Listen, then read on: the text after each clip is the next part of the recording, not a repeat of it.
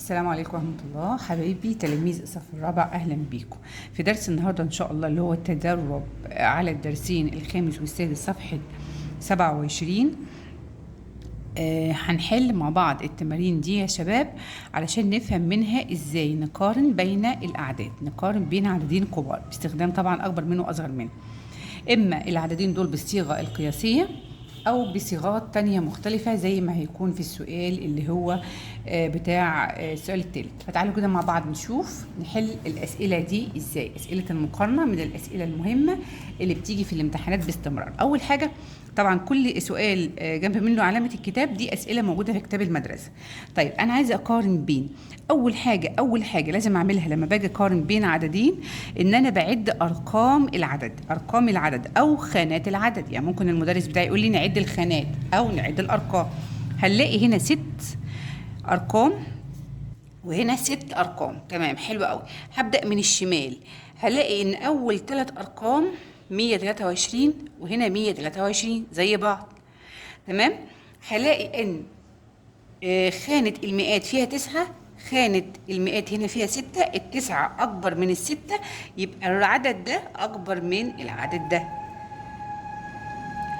طيب اللي تحتها كام رقم؟ أدا 1 2 3، يبقوا كده 9 10 أرقام، وهنا كمان 10 أرقام. حلوة أوي. خانة المليار اللي هي أول خانة من الشمال فيها 2 وهنا فيها 2. خلاص ما ادور ابص بقى في الخانه اللي بعدها اللي هي خانه مئات الملايين، هلاقي هنا 5 وهنا 4. الخمسة أكبر من الأربعة، أيوة، يبقى العدد كله على بعضه أكبر من العدد التاني. كمان اللي بعدها هنا أدا 1 2 يعني 6 8 أرقام، وده 1 2 و6 أرقام و2 يبقوا 8. هنا 8 أرقام وهنا 8 أرقام. جميل قوي. هبص الأول رقمين كده من الشمال، هلاقي هنا 89 وهنا 89 زي بعض يا مس. أيوه. هنبص كمان في الثلاث خانات اللي بعدهم 418,000 وهنا 418. حلو أوي زي بعض. هبص في خانة المئات، هنا فيها 2 وهنا ايه؟ 1. الاتنين أكبر من الواحد، يبقى العدد على بعضه أكبر من العدد التاني. هشوف اللي بعده، هلاقي هنا عندي 1 2 3 يعني 9 أرقام أو 9 خانات. تمام، وهنا 1 2 يعني 6 و2 8، دول 8 أرقام، لكن هنا 9 أرقام.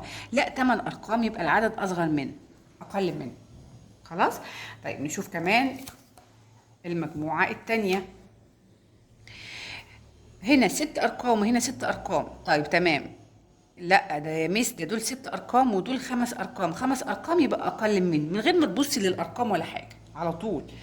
طيب هنا ده 6 8 أرقام وهنا 8 أرقام. حلو أوي.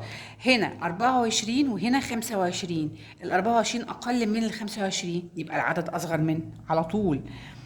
هنا 7 أرقام وهنا 7 أرقام، هنا 3 وهنا 3. هخش على اللي بعدها، هنا 5 وهنا 4، الخمسة أكبر من الأربعة، يبقى العدد أكبر منه. خلاص.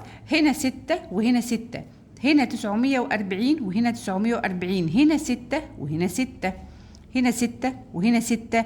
خانة الأحاد هنا 9، خانة الأحاد هنا 8، يبقى العدد ده هو الكبير لأن التسعة أكبر من 8. يبقى حتى من غير ما أقرأ الأعداد يا ميس عد الأرقام، قارن بين بقى الأرقام من بداية الشمال وانت ماشي لليمين. خلاص تمام. تعالوا بقى نشوف السؤال التاني. بيقول لي حوط حول العدد الأكبر. اعطيني مثال وحله، يعني اعطيني 3 أرقام وعاوزيننا نحوط حول العدد الأكبر وضع خطا تحت العدد الأصغر. طيب تمام. العدد الأكبر هنا هنعد طبعا الأرقام كمان، هنلاقي إن عدد الأرقام هنا 7، هكتب جنبها 7 كده عشان أبقى عارفة. وعدد الأرقام هنا 9، هكتب جنبها 9 عدد الأرقام. وعدد الأرقام هنا 6. ده سهل قوي، مفيش أسهل من كده. أكيد العدد اللي عدد أرقامه أو خاناته 9 هو الكبير، يبقى ده اللي هنعمل عليه دايرة هنحوط عليه. والعدد اللي عدد أرقامه 6 هو الصغير، يبقى ده اللي هنشيل تحت خط. سهل قوي. نشوف كمان واحدة. تمام، ناخد آخر واحدة. دول 10 أرقام، دول 7 أرقام، هنعدهم 1 2 3 4 5 6 7. دول 9 ارقام، سهل جدا جدا. العدد اللي عدد ارقامه او خاناته 10 هو الكبير، نعمل عليه دايره. العدد اللي عدد خاناته 7 تمام هو الصغير، نشيل تحت خط. طب تعالوا نشوف بقى، مهم قوي قوي السؤال ده. بيقول لي قارن بين الصيغ العدديه الاتيه باستخدام الرموز. يبقى احنا عرفنا بنقارن ازاي بين الصيغ العدديه الاتيه اللي فاتت. هنا 4,600,000 و5. 4,600,000 و5. طب نيجي هنا كده 4 ملايين اهم، يعني ده 4 ملايين وده 4 ملايين. جميل. هنا 300,000، لكن كانوا هنا كام؟ 600,000. ال 300,000 أقل من 600، يبقى نعمل أقل منه. طب نشوف اللي بعده. هنا 5,070,000 زائد 6,000 زائد 8. هنا 5 ملايين، هذا 5 ملايين وده 5 ملايين. 760,000. هنا 760,000 بس زائد 8. 8 دي زيادة، يبقى العدد ده هو اللي أكبر. خلاص. هنا عدد بالصيغة القياسية على بعضه 6,232,132,578. 6 مليار 6 مليار 6 مليار. حلو يا مس. 2 مليون، دي 2 مليون، لكن دي 250 مليون. لا، ال 250 مليون أكبر من ال 2 مليون. طيب نشوف اللي بعده. 1,976,000 و8 و888. مليون 900,000 دي 70,000، دي 76,000 اهي. ده 70,000 ولا 6,000 ولا 76,000 على بعضها اهي. 808 دي علامة يساوي على طول وش. ده عدد مكتوب بالصيغة الممتدة. دي الصيغة الممتدة، خدوا بالكم يا ولاد، الصيغة الممتدة، ودي الصيغة الايه؟ اللفظية. وباقي